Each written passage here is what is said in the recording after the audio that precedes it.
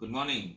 On the morning of February 6th, I am Deepak Jasani from HDFC Securities talking to you about the expectations of equity markets this week. Last week, the Nifty rose 1.15% after gaining 3.5% in the previous week. The Nifty fell early last week on jitters ahead of the Union budget. After the speech of the FM ended at around 1 p.m. on February 1, the Nifty started to rise sharply and rose till the end of the week with minor corrections thrown in. As expected last week, the Nifty rose to just above our target of 8730. The Union budget was welcomed for its emphasis on discipline and prudence. Absence of negative was also taken as a positive by the market participants.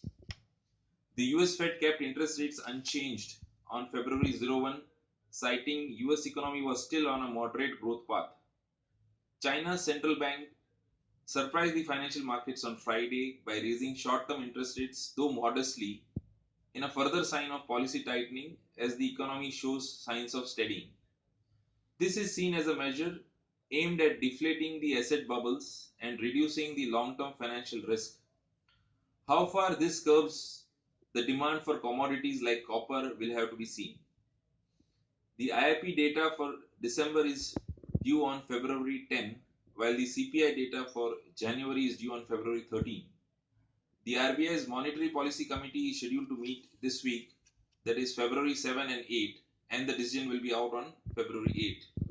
We think that the committee will opt for a 25 basis point rate cut. Among sectors, PSU, banks, healthcare could outperform while oil and gas could underperform this week. PNB, Cipla, NTPC, BPCL, GAIL, M&M, State Bank, Tata Power and a host of other companies will come out with their Q3 FY17 numbers in the coming week.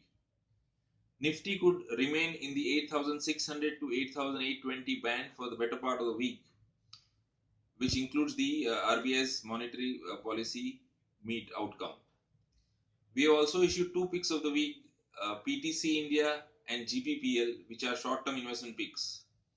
FIs were buyers on all sessions last week, while mutual funds were buyers on all but one session last week.